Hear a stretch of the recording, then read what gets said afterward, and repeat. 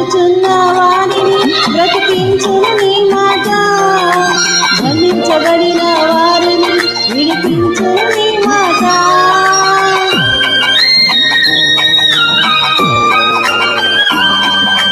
నశించుచున్న వారిని బ్రతికించును నీ మాట, బంధించబడిన వారిని విడిపించును నీ మాట.